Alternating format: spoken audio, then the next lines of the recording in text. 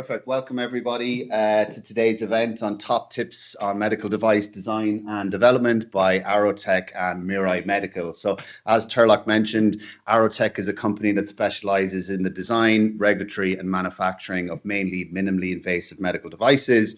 And we're very thankful to have one of our customers here today, Colin Ford from Mirai Medical, that specialize primarily in the treatment of gastrointestinal diseases. And he'll talk about his journey from prototyping and early stage concept design right through regulatory and into commercialized product on the market.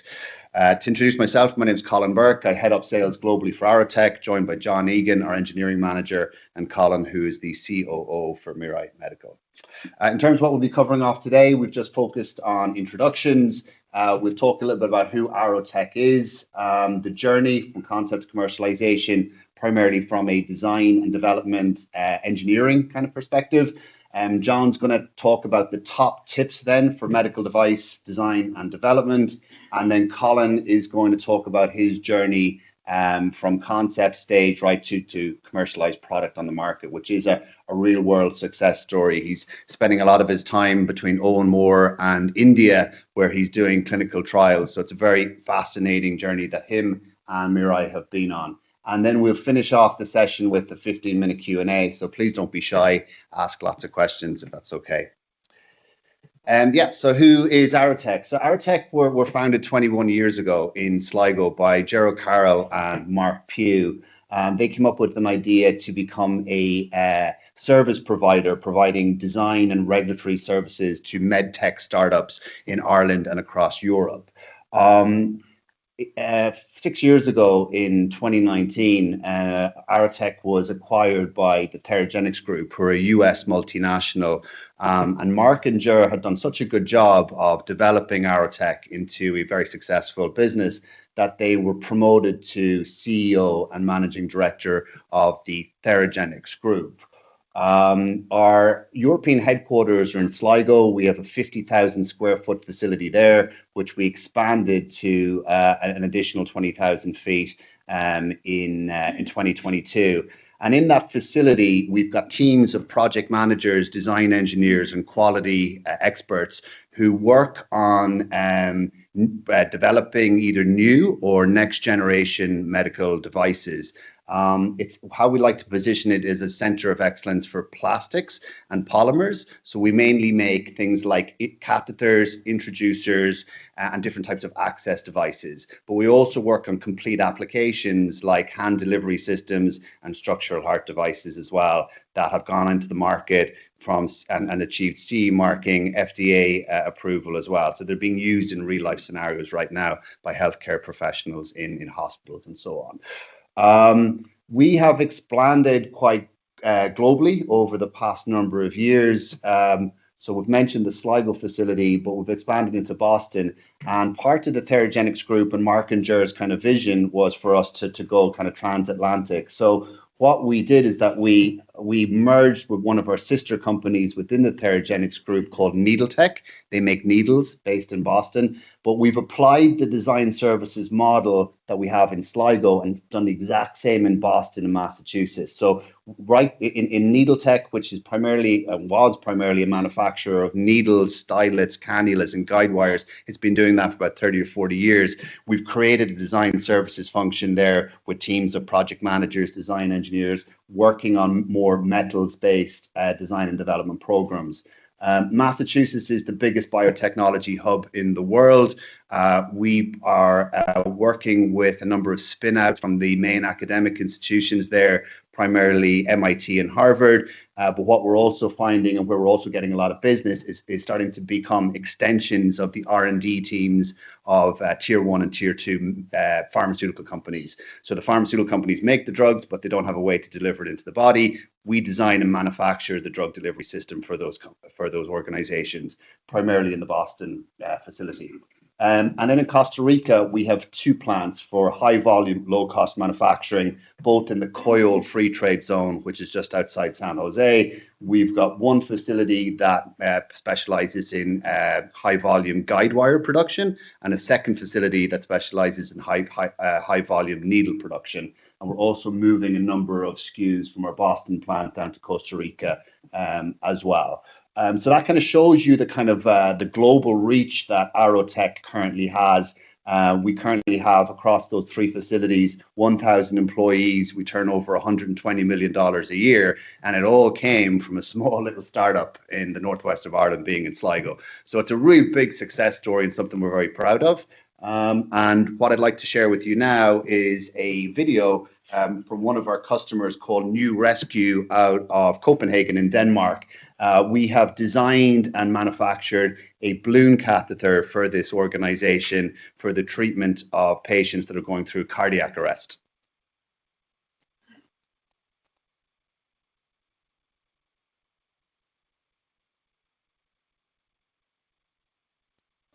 My name is Dr. Habib Frost. I'm a physician and the founder and CEO of New Rescue, a cardiac device company developing solutions for critical emergency patients. I got introduced to Arrotek by a seasoned medical device entrepreneur who had successfully worked with Arrotek on multiple projects, and his answer was very clear that this is the company you should go to for this project. So even though Arrotek has doubled in size since we began working together, I still feel the same close bond, attention to detail, and passion about making great products for patients as from the very first day. We've been impressed that even going from design and development to manufacturing to regulatory and quality considerations, that we haven't skipped a beat at any point through this journey. I would recommend working with Arrotek, whether you're a startup or a larger company, because Arrotek has the capacity to grow with us. Whether it is within manufacturing, development, or regulatory, we've achieved stellar results and can see many more come in our future. Perfect, thank you. And now we're going to pass over to John Egan, our engineering manager, to talk a little bit about the journey from design concept right through to commercialization, primarily from an engineering standpoint. Over to you, John. Thanks.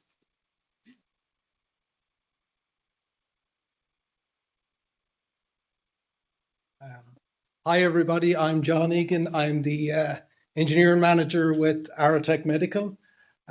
So I suppose in the day-to-day running of the business, I'm stuck in the trenches as regards engineering. I suppose what I don't do a lot is stand up here and do these kinds of presentations. So bear with me, it's not something I do every day. But just ironically, the last time I stood here, I was actually running here, was back in 1993. This used to be the football field for the college. And yeah, this is where we used to do our training. So things have changed a lot in that time. So I actually studied here. I did electronic engineering. So things have changed a lot because I'm here today to talk about medical devices. So so I deal with the engineering team. So we've a team of engineers, and I suppose we've a lot of expertise in the typical design process. So I've put I'm going to go into maybe a little bit more detail than is needed, but I'm going to go through a few slides just to talk a little bit about the design process. So there's just two images here that kind of show a typical design process, which kind of would be in line with what's called ISO 13485, which is kind of almost a de facto standard for all medical device design.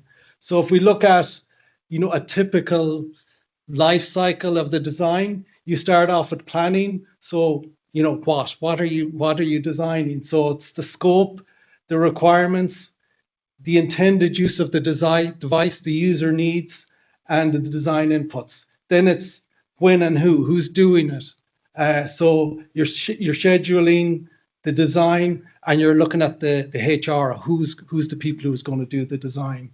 And then how much it's going to cost, the budget, how much it's going to cost, the market value of what you're doing, and then a design review. So you're basically looking at the costs.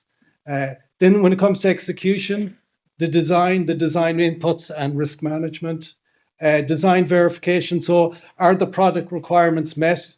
You may be doing some usability engineering, and you're looking at your device master record. Then design transfer. This stage you're into material specifications, qualifying suppliers, process validations, and getting your design history file. And then towards the end, design validation. Design validation then is the intended use and the user needs met. So this would be typical. Any medical device would kind of go through these stages, and it's kind of represented here as well. You're looking at your user needs, design inputs, the design process, and the design outputs. And again, what's design verification? Do the design input outputs meet the design inputs? And then when you get to the finished device, validation. What's validation? It's basically looking at, does the device meet the user needs? So these, they're two images, but I think they represent quite well a typical design process. And along the way, you're doing your design reviews, and that's all feeding into your design history file. So it's the technicalities. If you're working with regulatory bodies or that, these are all the kind of things that they would expect to see. So starting off with some tips. So first one, start with the right clinical need.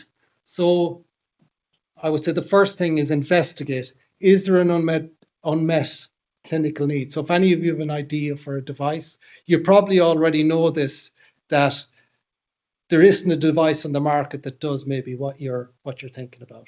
But I suppose the important thing is, if you are thinking about a device, it is important to make sure that there actually is an unmet need, because if the market's already flooded with a device, that's the kind of question you need to ask.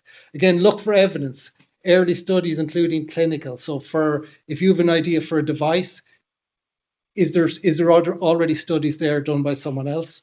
Is there predicates on the market? As in, is there already a device on the market that maybe you've come up with something better? And then the other place is the FDA database is really, really good. You can go in there and you can search and you can find out a lot of what's already on the market. Again, the research is important. Is there a commercial and business? Is it a commercial? Is it going to be a commercial device? Is there a market there for it? Will someone buy it? And then obviously important, will someone invest in it? If you're going to look for finance, will people invest in it? Okay, so there again, early stage, again, a human-centered approach from day one. So user needs, again, it's something that all devices should start off with. So that's the voice of the user, but not only the user, but also the stakeholders. And who are the stakeholders? That's not just maybe the company, but clinicians, patients, carers who might use the device, or technicians who might have to repair a device, whatever it is. Intended use, and then the environment where it's going to be used. Is it going to be used in a clean room, in an operating theatre, or is it going to be used in an ambulance? And then the ergonomics as well. Usability engineering, again, it's something that's talked about a lot now in devices. Requirements engineering, again, there's different names for the same thing. Human factors and use specifications. Another one we ask a lot when we work customers is the functional requirements. What's the functional requirements of the device? What a device must do, defining its purpose, features, must-haves, nice to have, etc. And designed for the real-world use, not ideal conditions. So again, when you're designing a device, that it will actually work where it's meant to work. So for example, you could when you design a device, if it's going to be used by a patient at home, it's very different to designing a device for, say, a doctor in a operating theatre, etc. And the other one then is designed for manufacture. So it's important to design a device that can actually be built to scale, and that it's not going to be very, very difficult to build. Tip 3, design with regulatory in mind from day one. So again, something I would say is very important at the very start is to do a responsibility matrix. So if you're working with, say you're working with someone like us, who's responsible for what? Who is the legal manufacturer?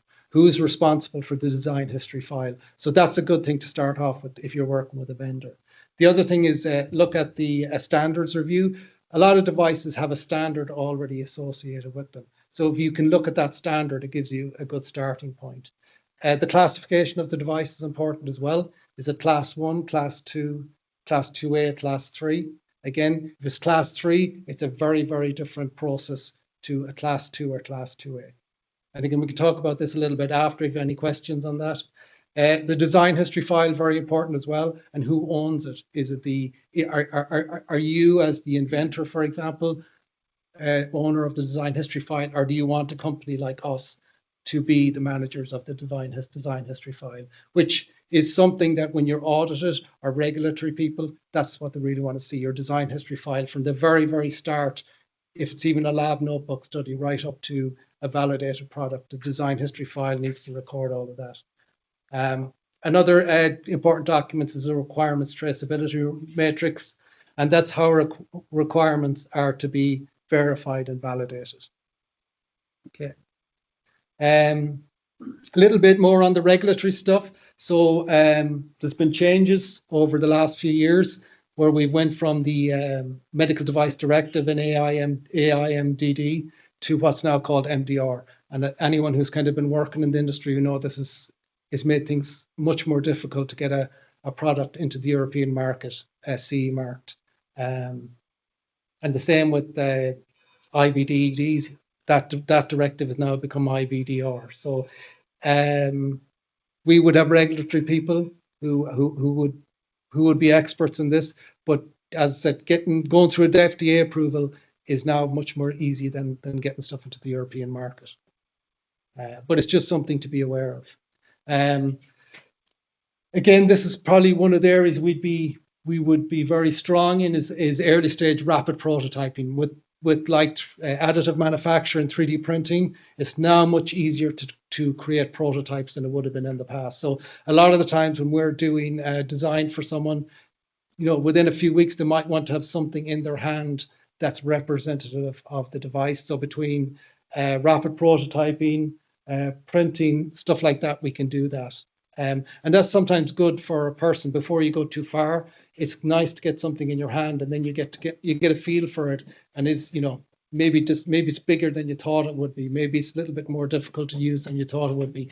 And sometimes rapid prototyping at an early stage without too much cost is a good way to get started. So you get to test it, function, and also you can get end user feedback. You can maybe get into the hands of a physician and say, you know, what would you like to change about the device? So yeah. And then obviously further on, design for manufacturing scale. So you want to design something that can be built repeatedly, but still at a high quality standard. Using materials and tolerances that are easy to work with. And then also when you're doing your design, when you're looking at scalability, that can it be done at a cost. And again, thinking about not just design freeze, but something that's scalable and can be done at cost. So that's I ran through quite a bit there, but we will have a Q&A at the end, and we can go back and look at some of the things if you want to go back and have a look at some of the stuff I've touched on there and ask some questions. But now I'm going to hand you over to Colin from Mirai Medical. Thanks, Colin. Thanks for joining us. Good stuff. So yeah, we've got a number of questions here where we're going to feel Colin like a bit of an interview style kind of format. And yeah, I guess we can kick off. So Colin, can you give us a bit of an overview of Mirai Medical and what your company actually does, if that's okay? Yeah, sure. Mirai, I suppose, leverages pulse field ablation. Maybe just to clarify that from the start, the different terminology, pulse electric fields, electroporation, pulse field ablation, all do the same thing. They deliver high energy to a cell, opens the pores, deliver enough energy, kill the cell. Our CEO and founder, back in the early 2000s, he was into gene therapy. He was using electroporation to transfect cells, but he was also working with the Cork Cancer Research Centre. He saw the unmet need of how effective a lot of the cancer treatments are, but the negative side effects, the long-term implications to patients' quality of life after the treatment. And he saw the opportunity to use pulse electric fields to minimize the impact of those patients during cancer treatment. And that's where Mirai essentially came from. So what we have is we have a generator. It's delivering the pulse electric field. We have two different devices. One is a single-use device for delivery of the pulses to skin, and another one to the GI tract for esophageal and colorectal cancers. To date, we've treated over 4,000 patients worldwide. We're on the market in Europe, Australia, and we have trials in other countries. The guys mentioned, Colin mentioned India there. We're also looking at indications expansion. Some of you might have heard of DMR, duodenal mucosal resurfacing. So what that's doing is it's ablating the duodenum, the mucosa of the duodenum, basically to reset the mucosa, allow basically a skin peel for the duodenum, allow healthy mucosa to grow back, and then the function improves, and that can help with type 2 diabetes or obesity.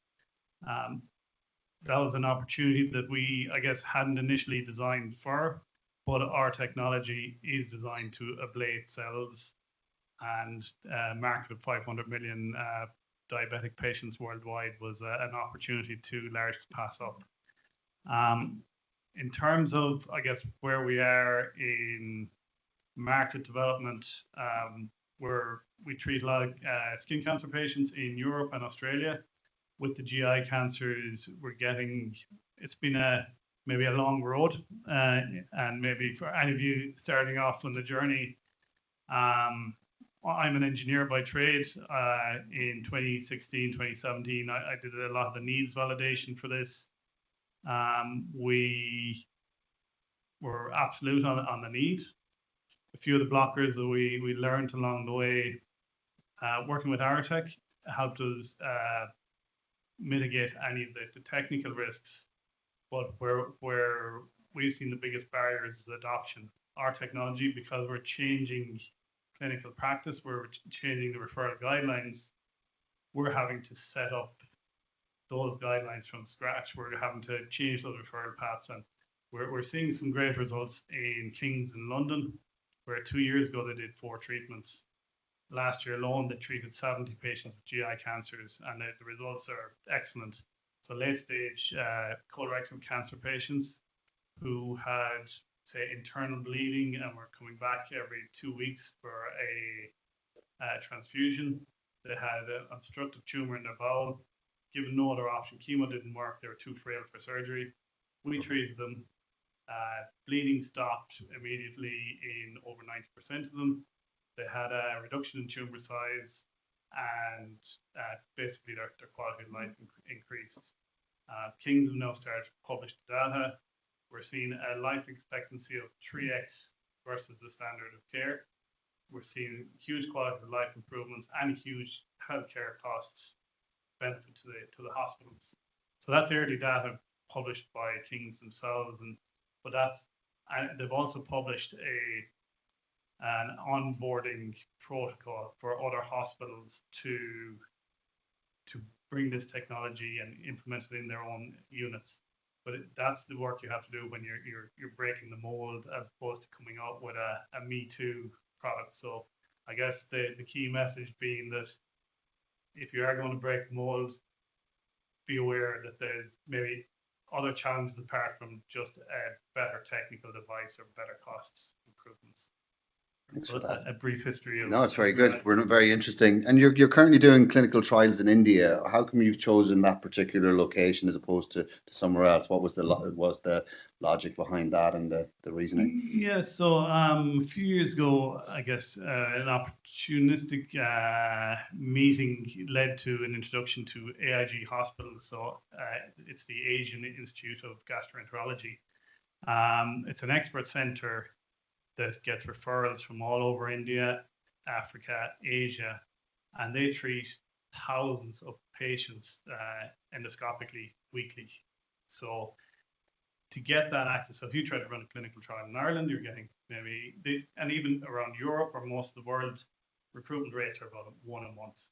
So if you go to India, you have the benefit, or the potential benefit at least, of recruiting at a much, much faster rate, purely because of the numbers. The Indian government, the Indian, I suppose the medical system there are also very much open to innovation. They realize they're behind the curve, so bringing new technologies through is a key interest for them. Okay, interesting, very good. And so when you were starting out in the very beginning, how much kind of competitor analysis and kind of an understanding of the market need and demand that John kind of alluded to, how much of that did you and Mirai Medical do in the very beginning for some of the people that might be thinking something going on a similar journey that's in the room today? Yeah, I think the more work you can do earlier, the better. When we started off, there was three of us. That was 2016, 2017. Once you start building a team, you have a lot of wages, a lot of mouths to feed. So kill the project early. Do as much research as you can. Is it a real need? Is there a real market? Do all that work up front when your costs, your overheads are low. That's a key bit of advice. We did a huge amount of research early on. We had links with cancer centers. We had links with end users, and really dived into that. Talked to those about what patients were presenting, what patients would benefit, and understanding the global market numbers, and trying to, and even at that, and even at the extensive research we did, as I said, we still didn't fully capture the barriers of breaking the mold. So you do as much as you can, but you'll never have all the answers up front. So John mentioned as well some of the key challenges in the market, obviously MDR being one of them. I'm sure we can touch on financing as well, because that's always a bit of the elephant in the room for startups. But what were the key challenges that Mirai encountered, and how did you overcome them? Yeah, technically, I suppose technically on the devices, I think that our own internal knowledge and our relationship with Arrotek helped us mitigate any of those challenges pretty quickly and pretty easily. Really, the challenge, as I said, adoption and driving that change has been a key one. Another one that has emerged is around financing. So early stage Ireland is really good. Enterprise Ireland are really good. We've a great network of angel investors, HBAN, Bool, Iris, WDC, etc., who've been really good backers to us, and a lot of private angel investors as well. But there is a bridge between that early prototype and that early feasibility work, and then the commercialization rollout, and that the gap seems to have gotten bigger. Say 5 to 10 years ago, solid preclinical evidence would get you Series A. Now they're looking for extensive clinical data, early commercial rollout. So that the bridge between where you finish with the angel investors and starting an institutional with an institutional investor has gotten bigger, and that's something I think that Ireland in general has to look at, bridging that gap. Okay.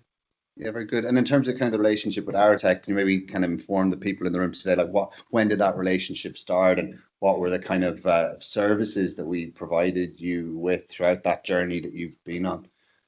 Yeah, I guess the relationship is probably 15 years plus old at the minute, and it's been a collaboration, I guess, over that time. Maybe a good case study would be our cutest skin probe. We came up with the idea to develop that probe in 2017. So in mid 2017, we had a few sketches on paper. We talked to a few of the docs.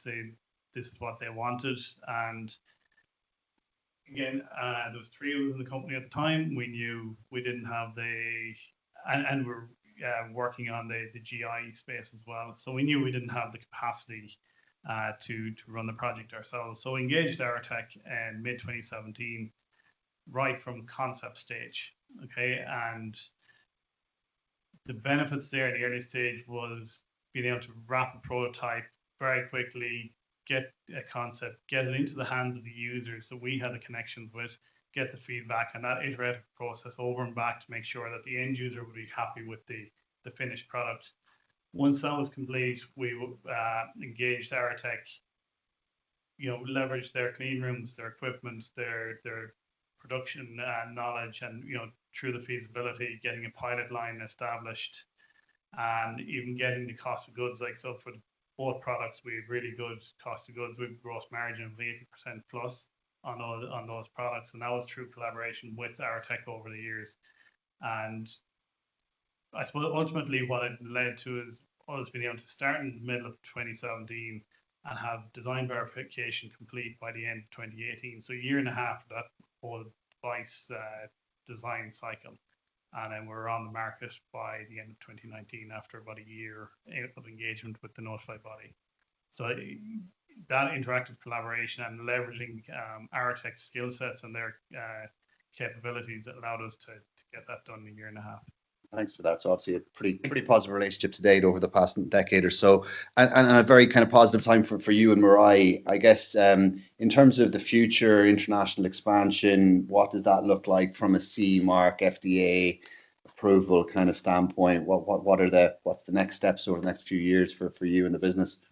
Yeah, at the moment we are on the market in Europe, as I said.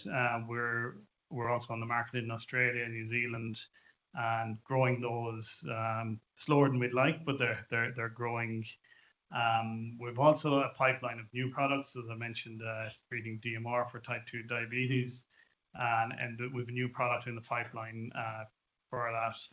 So with the MDR question, we're also going through that transition, which is painful. I guess we're lucky in that our notified body has been very collaborative and working with us, and we're teasing it out. But I think it's already 3, if not 4 years in process now, and it's soaking up a lot of the bandwidth. So I have my own thoughts on the value of it at the end of it, but I'm sure it was implemented for good reason.